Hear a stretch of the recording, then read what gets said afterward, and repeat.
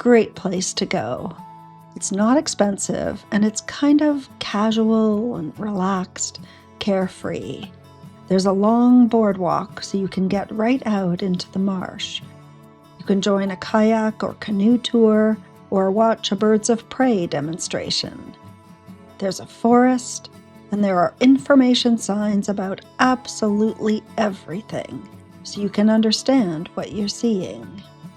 When I arrived, I signed up for a guided kayak tour, and we're going to meet by the lookout tower.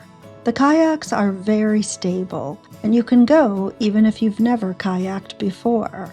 They give you a life jacket, and there's a locked shed if you want to leave anything you don't want to take in the kayak. It's not expensive.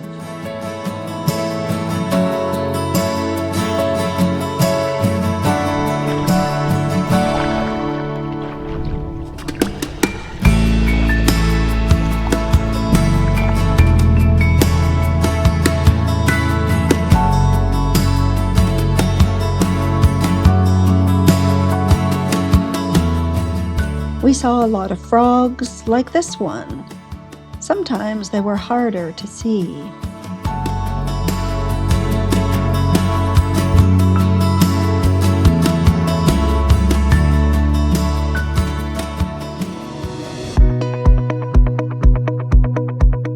That was a lot of fun. I'm going along the berm first, but I'll circle back and show you the amazing boardwalk in a bit. A berm is a constructed walkway through the marsh that provides pedestrian access, and it also helps to control water levels.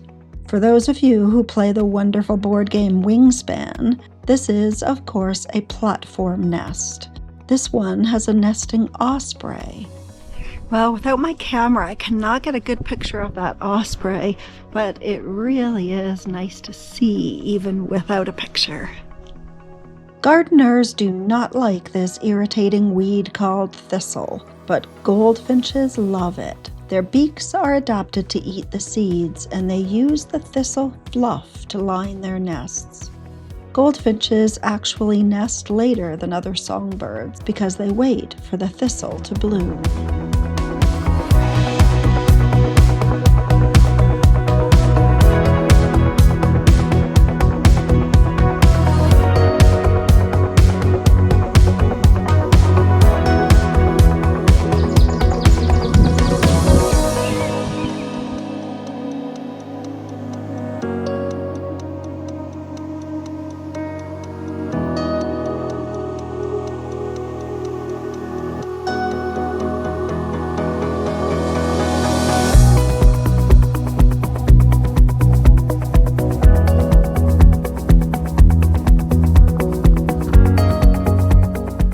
I'm taking a loop through the forest, and I'm so glad I did.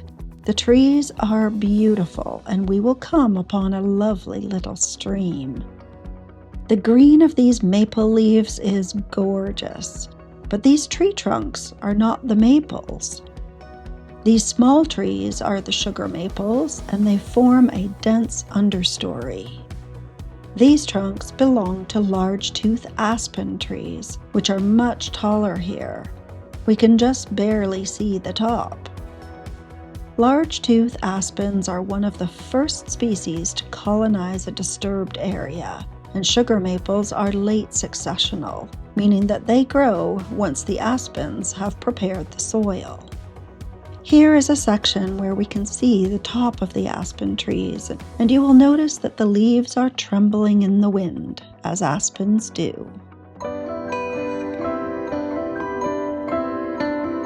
What makes for a healthy stream? Fallen logs and sticks provide shade, which keeps the water cooler, allowing for more oxygen in the water and a greater number of animal species. Stones cause the stream to form riffles, which make the water turbulent. This is how oxygen gets into the water.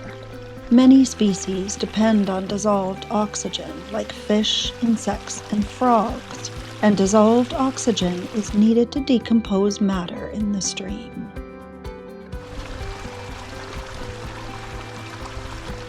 The Muskrat Loop comes out near the tower. so this is a good time to go to the incredible boardwalk.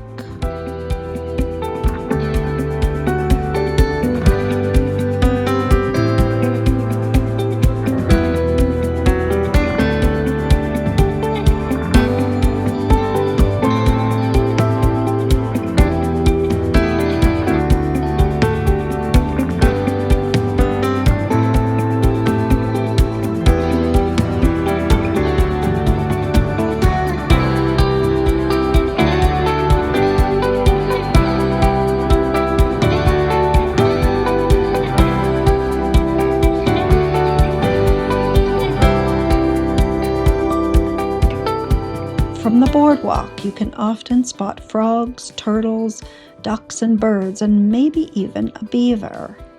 Turtles are extremely important in keeping the water clean, and all of Ontario's native turtle species are considered to be at risk.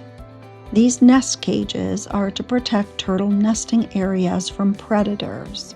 Someone, often a volunteer, will see a turtle emerge from the water to lay eggs. A cage is then placed over the egg location. There is a small opening so when the turtles hatch, they can find their way to the water.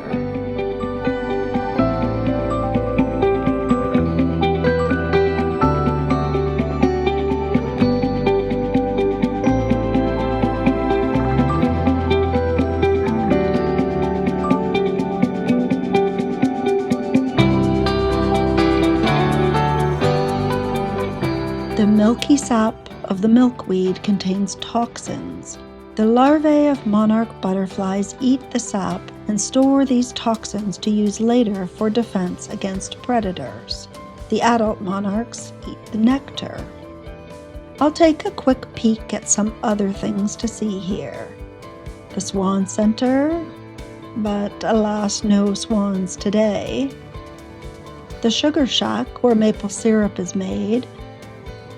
The sugar maple is tapped and the sap runs along the line to a collection vat. The bee house, but it looks like it is closed today. And finally, the birds of prey, where you can see an eagle, an owl, and some hawks. They give demonstrations on the weekend. What a great day! Parking is free, but there is an admission fee per person. I found it very reasonably priced. You pay in the visitor center where you can get a map and also register for the kayak or canoe tour.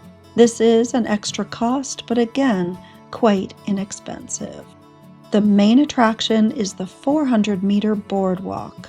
From the visitor center, it is about 300 meters through the woods to get to it. You can add in the berm and the viewing blind to make this a 1.5-kilometer loop. The Muskrat Loop is an interesting addition, and it only makes the loop about 200 meters longer. There are other trails that I didn't go on, but I am guessing they are just as lovely.